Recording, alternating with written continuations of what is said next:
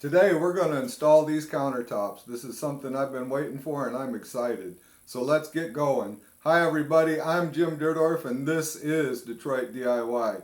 Please take a minute, reach down and hit that subscribe button, press that little bell so you don't miss anything, and let's give us a like. Alright, one in. I'm gonna grab the door with it. Watch them. We really gotta watch those hands. Really gotta watch them.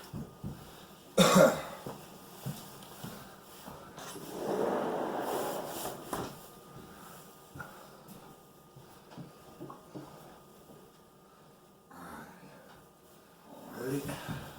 We'll just go straight right now.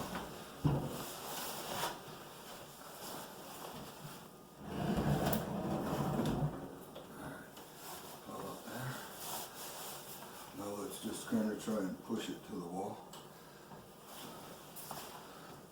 Push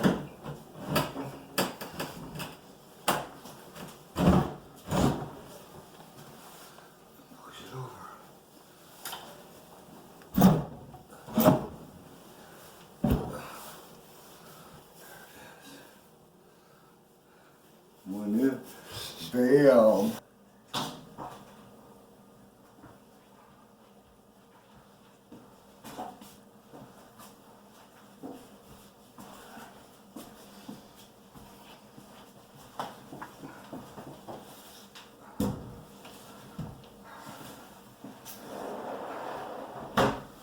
Two in.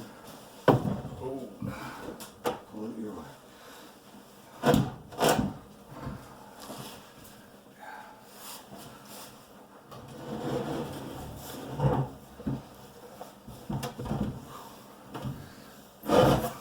Whoa. My hands are in there.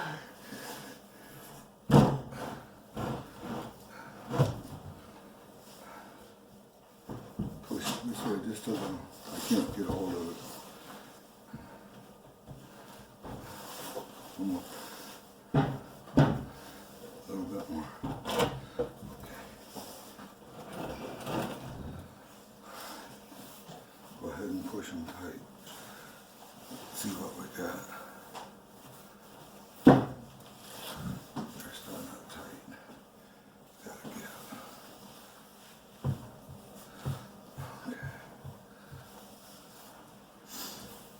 That side, neither side is. It's like the cabinet tilting.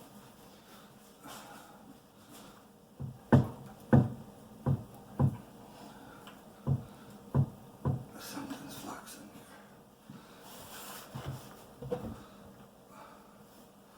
This day? Yeah, it's better than it was. So, alright, there we go.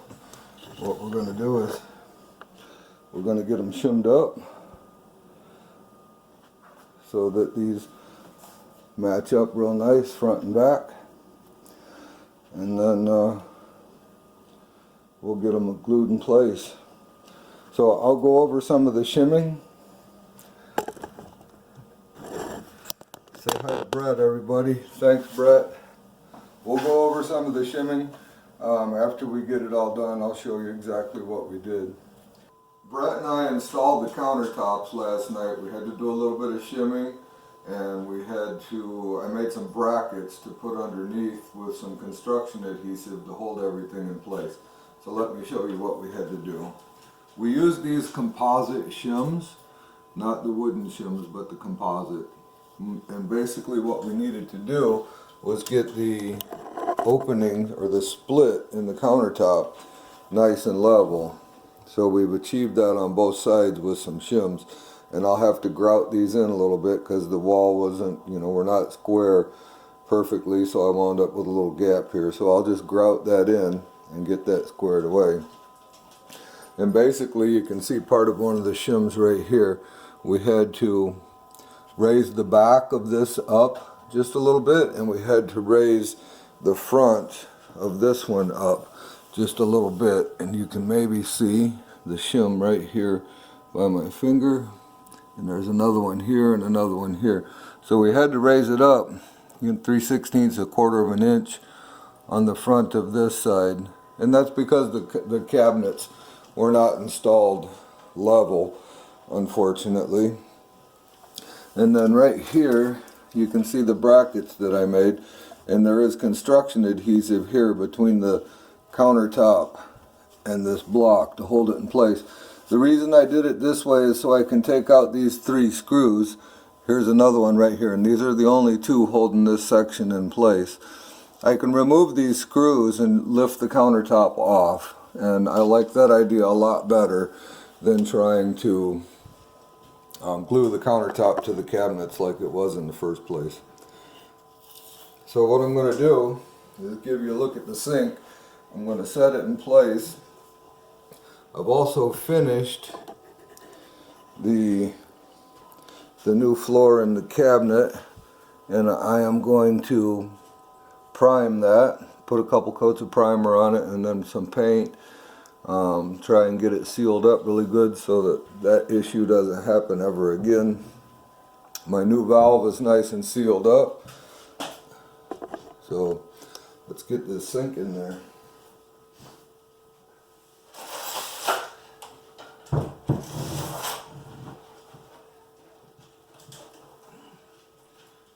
Now we did go with a granite sink, and it's black.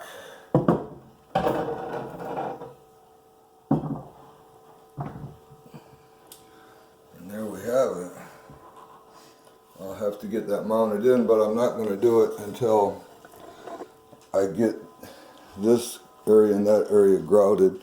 But just to give you an idea of what it's going to look like, I'm pretty happy with everything.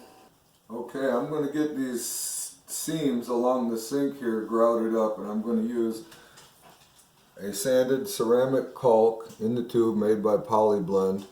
It's a pewter, but I'm hoping that it's going to match pretty good with the gray that we have. So what I'm going to do is I'm going to get a little bit of tape on here to control it so that I don't have a mess everywhere. One little thing that concerns me is that Z Counterform, the maker of the sealer and the polish, say that the adhesive in this tape could remove their product, but I have to seal this grout anyway, so I'm not going to worry about it too much because I do have to come back through here and reseal this, and then I'll put a little polish on it after that.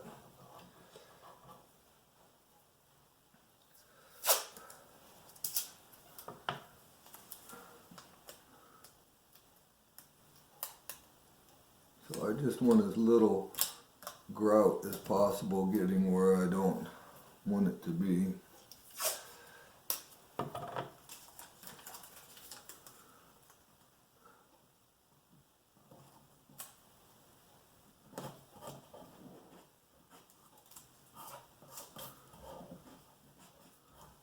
Alright.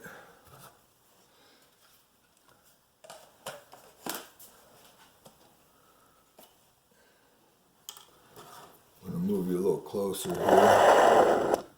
Get you angled down.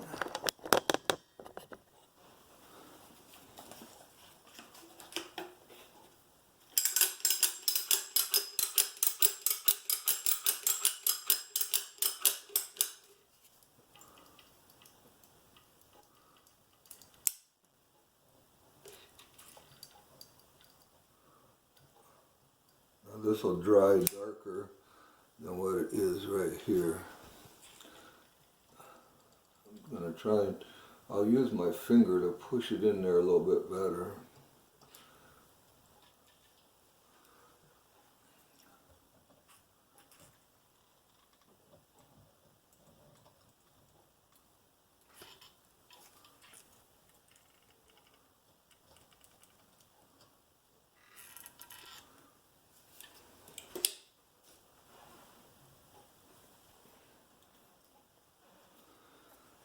Alright.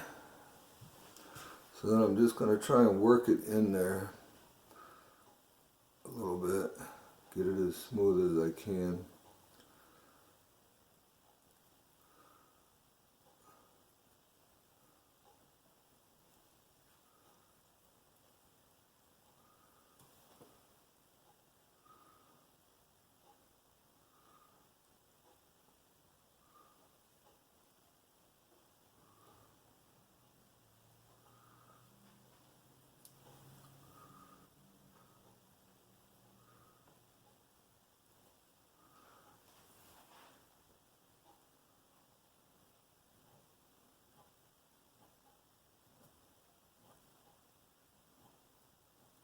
I'm going to push it down in that joint real nice.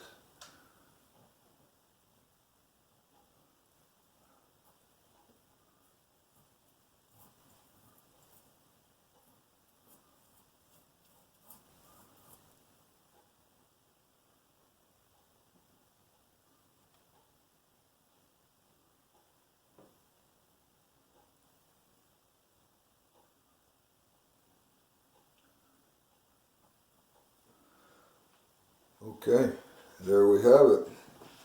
A couple minutes, I'll pull this tape off and we will let this dry.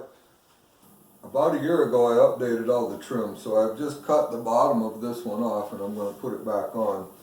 The trim used to run all the way to the floor, but because I extended the countertop out so far, right to the edge here, I no longer can run it to the floor. So I'm going to put a piece of cove down there.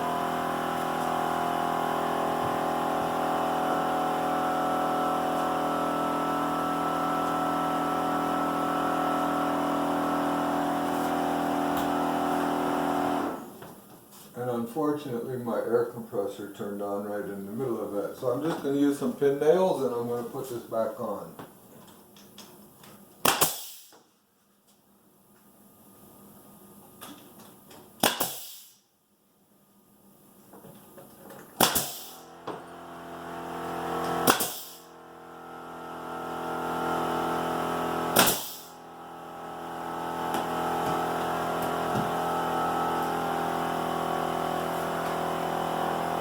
Now what I'm going to do is I'm going to put the cove on down here.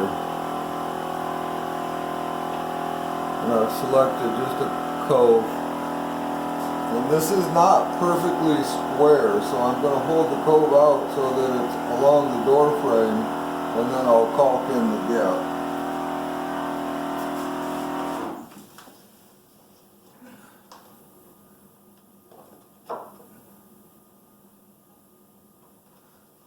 Actually, I want to change my pins to a smaller pin before I do that.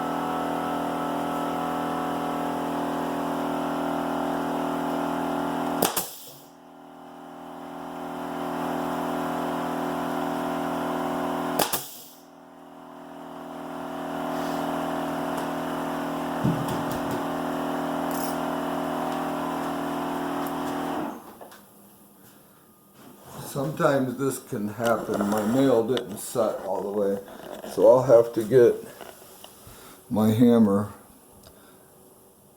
and a nail set and get that in there the rest of the way.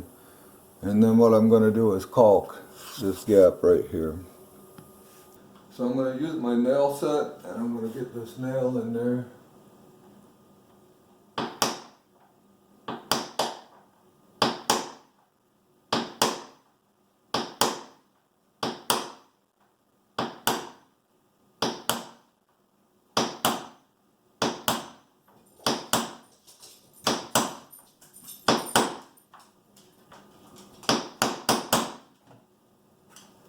What's going on, buddy?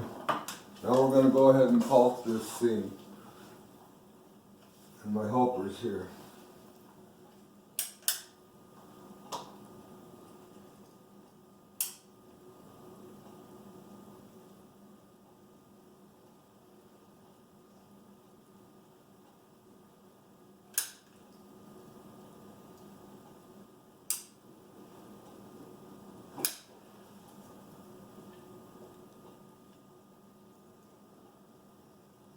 You want to make sure you use a paintable caulk so that you don't have any issues with adhesion of your paint. Now what I'm going to do is, because I'm going to paint this, I'm not going to tape it or worry about it because a little caulk isn't going to matter. I'm just going to clean it off with my finger. Get any of the excess off.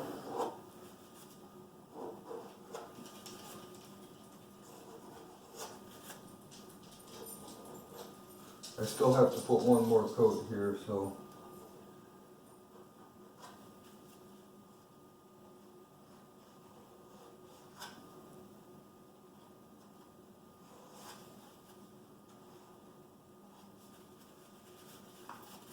There we have it. I'm going to do the same thing up there on that piece. And I'm just going to use a little bit of wood filler. And I'm going to fill in these nail holes. I'll come back through and give that a little light sanding. That one needs to be set in a little more.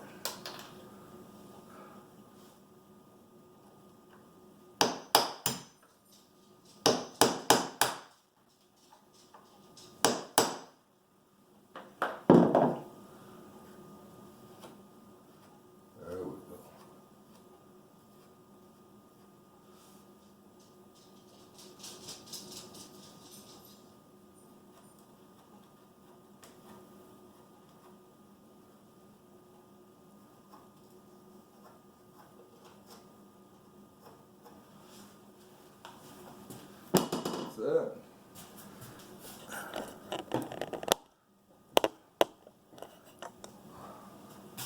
I'm going to go ahead and get this caulked and get the wood filler in the nail holes, and then I'm going to patch some drywall down here where we took that piece out at the end of the counter.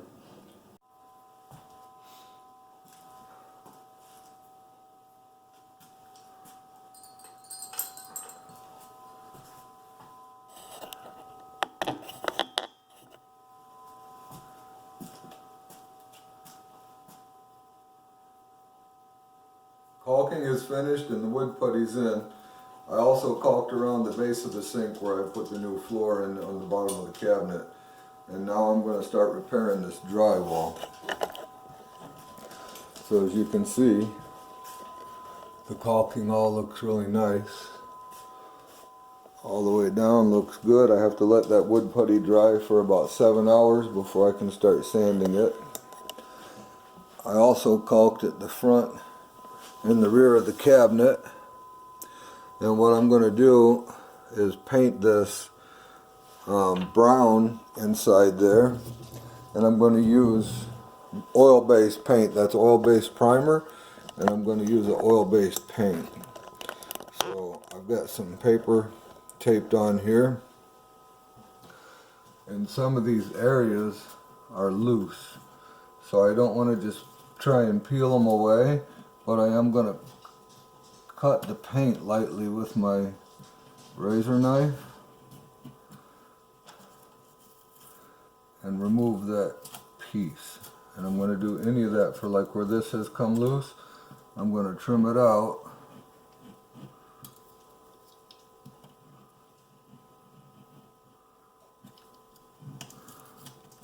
And I'm going to remove it.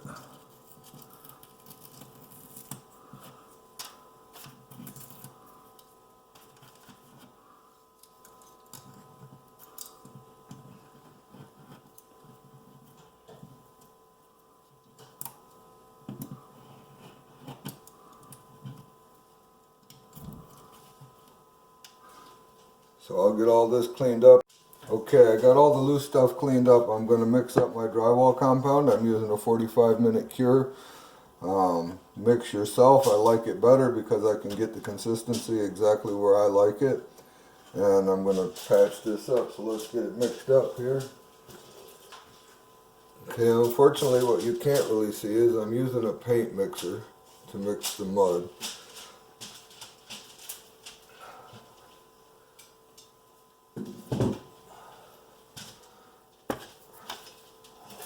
I'm going to use a 6-inch tape knife to apply it, and this is the consistency I like. I like it really thin.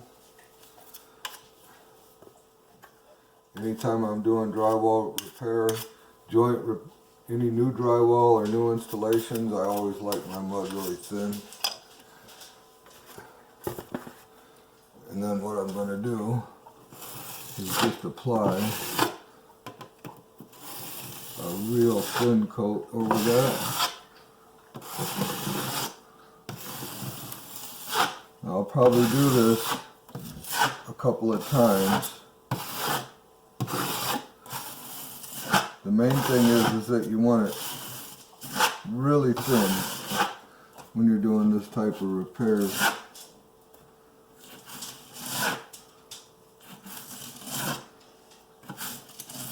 You certainly don't want to put it too thick where you have a ton of sanding to do.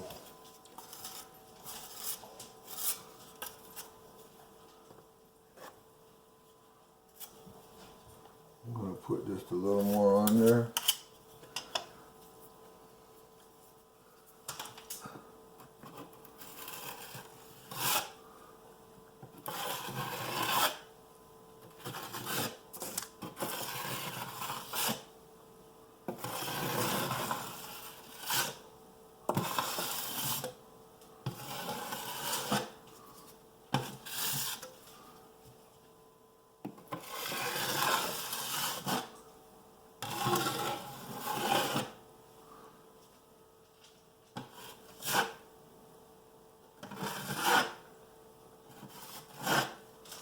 Something just like that. I'm going to let that dry, and then I'm going to come back and hit it again one more time, and then I'll give it a little sand and it'll be ready to go.